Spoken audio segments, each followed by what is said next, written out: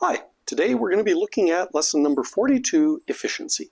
Now, the idea of efficiency, it can seem like a boring topic, but really what we have to consider here is that efficiency is something great to consider sort of for two reasons. First of all, if you want to get right down to it, it saves you money.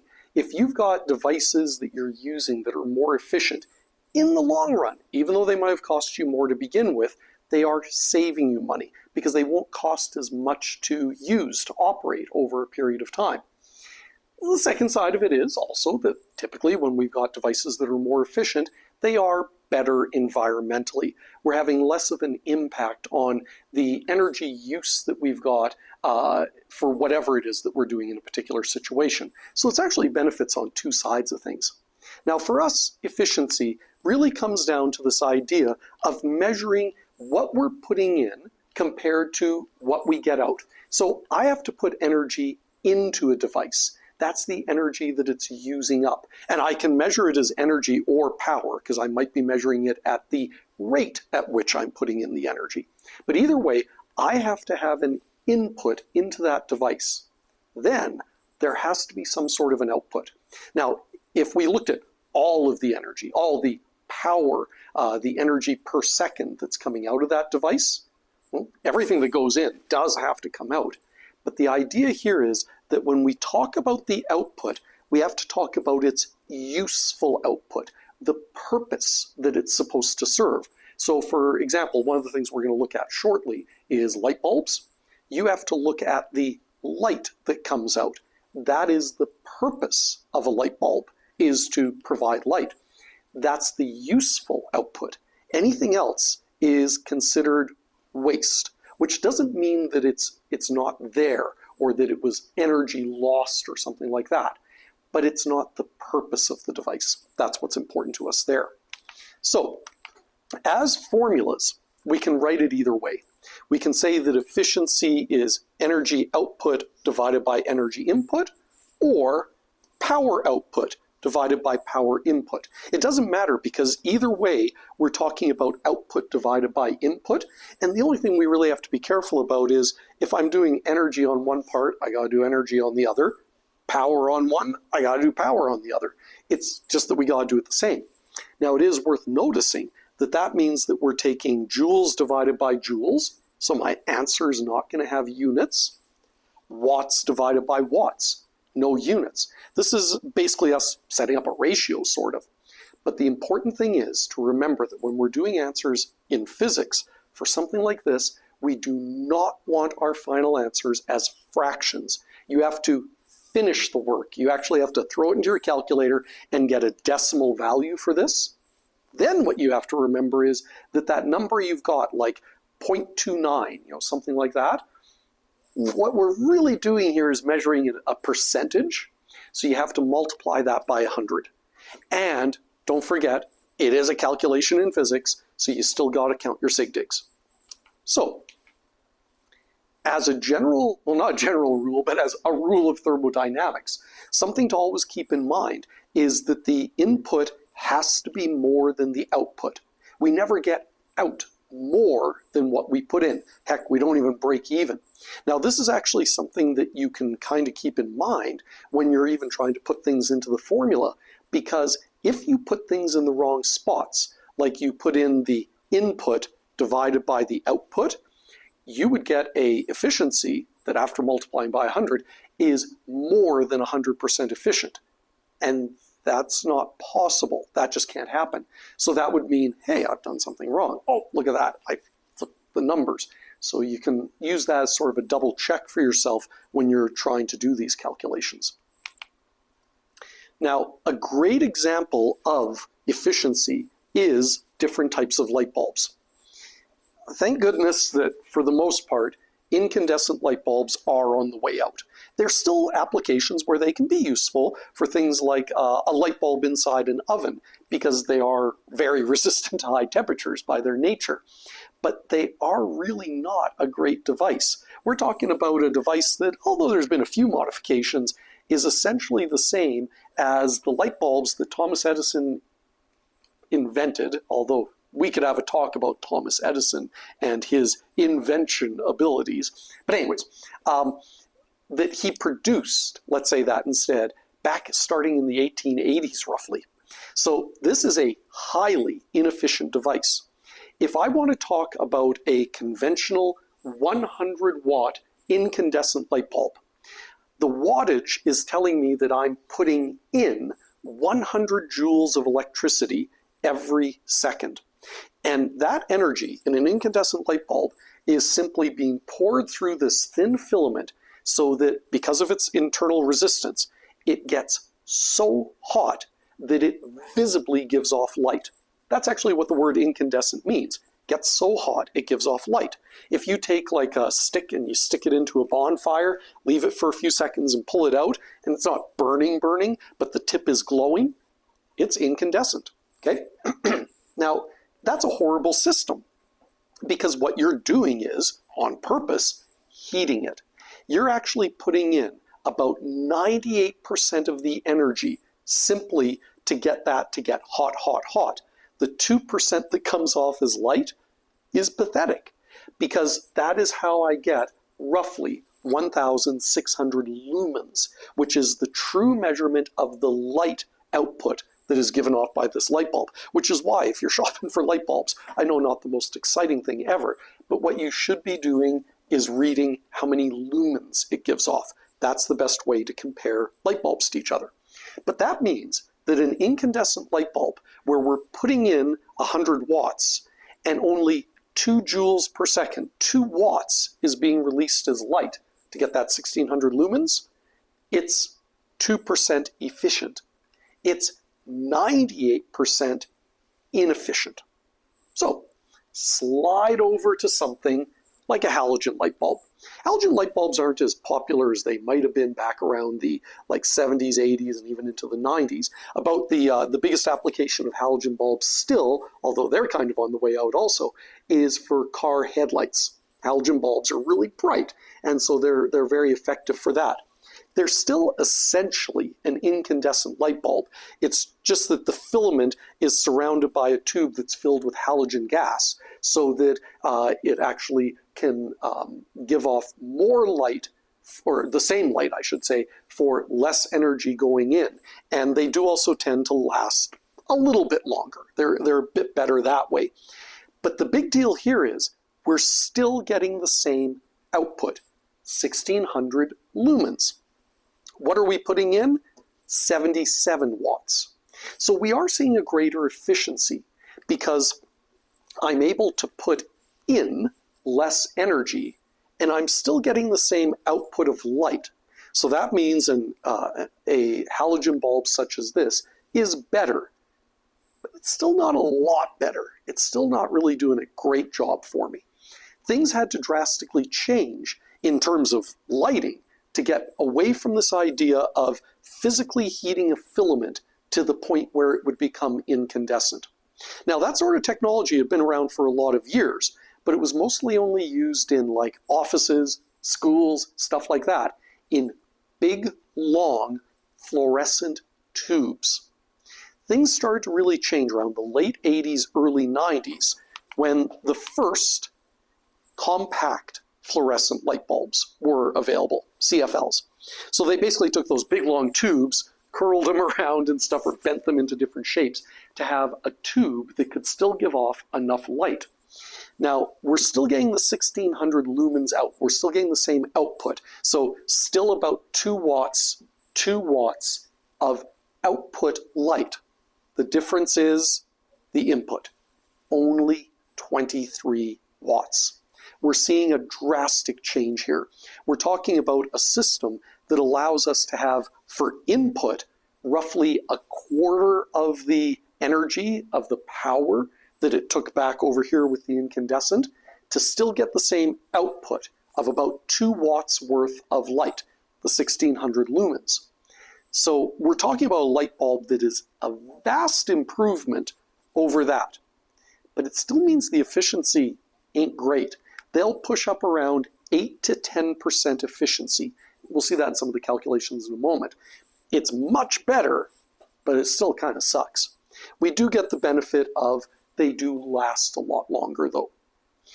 Now, there is another jump after this, because one of the big problems with this kind of technology is this part right here is called the ballast, and there has to be a lot of electronics in there, and also sometimes some chemicals like mercury, a heavy metal that isn't really that great for the environment, but we need that to take the voltage that's coming in from the power line, about 120 volts, and jump it up to the voltage that's needed for a fluorescent light bulb. So what is it that we can do after this? We can go up to LEDs. And LEDs are kind of like the best that we've got right now, because we're still getting that 1600 lumens, about 2 watts of output energy as light. But we're using even less for input, about 20 watts. And theoretically, this number can actually drop even more still. It's a matter, though, of getting LED bulbs that are easier to manufacture and relatively cheap enough for consumers that they'll actually want to buy them. The difficulty is, as we've shifted to these different kinds of light bulbs, these are by far the cheapest to make. But it's not the price of buying them that should be a person's concern. It's the cost of ownership. It's how much these cost over the lifetime of using them. That's where you're paying up the big money. That's where something like an LED saves you money. And LEDs have other advantages, like you can have the ones where you can get them to change to all sorts of different colors and stuff and control them in neat ways. They do have the disadvantage that because of the electronics needed to run an LED, they can be susceptible to things like moisture. So like even being in a bathroom where you're taking showers and it gets steamy, you have to be careful about things like that. And you have to pay maybe a few bucks more for the ones that are rated as being for humid environments, or they might say that they're rated for enclosed fixtures. That usually means that the electronics are a little bit more durable, a little bit more hefty on what they can handle. But still, a big advantage from the beginning, getting down to a point where the input is about 1/5 of what it originally was over there, to still get the same output, about 2 watts of output light. So, some examples. I tell you that I have a 100 watt incandescent light bulb that I'm using, and it gives off that roughly 1600 lumens of light. And like I had already said to you, it has an efficiency of about 2%. I want to know for this light bulb how much of that energy that I'm putting in, the rate at which I'm putting in the electricity, is actually becoming light. So the rate at which electricity changes to light, that's measuring power, because rate of, that's divided by T, that's energy divided by T, that's power. 2% efficient, as I'd already said to you, means 98% inefficient. That's that waste thermal energy. But I'm just going to use the 2% efficiency. And I'm going to take my efficiency formula. I want to find out what the output is, because I want to know what is coming out in the form of light. So I solved it for power out, efficiency times power in. I had to change my efficiency from a percentage to a decimal, so I had to divide it by 100. The power in is 100 watts for the light bulb I'm using, because anytime you see a marking like that, like I've said, that's the energy or the power that you're putting in, because that's what you got to pay for. And that means what I'm getting out is that measly 2 watts, which represents the joules per second, the energy every second that is being released as that 1600 lumens of light.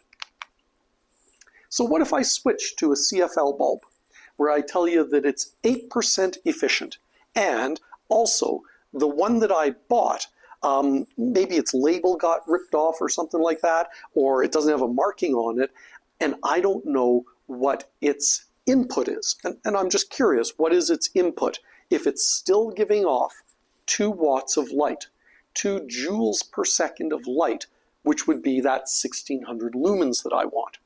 So I take my formula, and this time I want to know the power input, because that's what I'm going to be paying for. I want to know how much energy per second that bulb is using.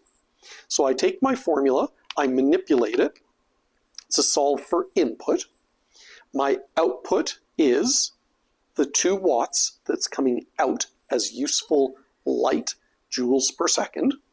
8% efficiency, don't forget to divide by 100. I take that, I throw it into my calculator, and I find out that that bulb would be about a 25 watt bulb then. Still, and like I'd said before, a vast improvement over the incandescent light bulb. So, what about an LED?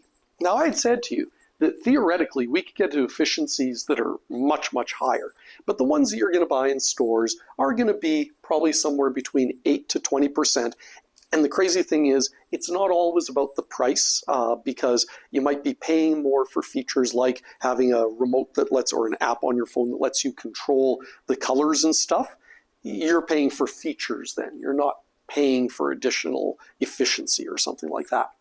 But I tell you that I'm once again buying a bulb that puts out about 1600 lumens. It's putting out 2 joules per second, 2 watts of light. And I want to know, hey, if it's saying on it that it's a 20 watt bulb, that's its input, because what it says on the label is what I'm paying for, it's what we're putting in. I want to know what the efficiency is. So grab the efficiency formula again. Power output divided by power input, same as always. I want to know the efficiency. The output is still the 2 watts. The input is the 20 watts that it says on the label. So I take those, divide them. Don't forget to take your answer, multiply by 100. It is 10% efficient. So what if it's not always light bulbs? What if I'm looking at a situation kind of like in the previous section where I've got a crane that's lifting a load, 380 kilograms, lifting it at a constant velocity of 3.8 meters per second. It's once again that idea of lifting something like against the force of gravity. So the force I'm applying is the one that's causing the displacement, just like in the last section of notes. I want to know the efficiency of that motor if the crane is rated at 22 kW. That's 22,000 watts. 22 times 10 to the 3 watts. And I am going to have to take that into account. Now this number, this must be the input because the crane is rated at that. That's what we're putting into it. And although usually we would probably see something like that measured in horsepower, I'm giving it to you in the metric units here. So just like in the last lesson, what I'm going to do is figure out how much force is being applied to lift up that load. What I'm looking at is, once again, Fnet formula, where Fnet has to be 0. Newton's first law, there is no acceleration, things are moving at a constant velocity. It's Fa plus Fg. I'm lifting the load against the force of gravity. That means that once again I get to move one of these to the other side and basically just show that although they're equal magnitudes, they're in opposite directions. I'm going to start substituting in mg for the Fg force that I've got. Negative sign is already there. 380 kilograms times negative 9.81, gravity's still down, gives me positive 3,727.8 newtons. An unrounded number because I'm still going to use that for some other stuff. This is how hard that crane or whatever has to be lifting on the load just to balance out against the force of gravity so that it can be lifting the load at a constant velocity. Newton's first law, Fnet equals 0. So now let's figure out what the actual output is. I get to take my formula, P equals W over T. W is force times displacement, D over T is velocity. So I've got my formula that relates power to forces and velocities from the last chapter. I know that the force that's causing the displacement is the one that I just calculated, and its velocity given to us was 3.8 meters per second. The power output, what it's actively doing for us, is 14,165.64 watts. That's the output. because it's what it actively is doing for us. So take my efficiency formula. I've got my input is 22,000. My output is 14,000. Has to be the output because it has to be the one that's smaller than my input. I go ahead, I grab my formula, I stick in the output, I stick in the input, and I get a decimal value that I multiply by 100, and I get 64%, which, hey, that's actually pretty decent. Much better than something like those light bulbs. Hope this explanation of efficiency works out for you. Have yourself a great day.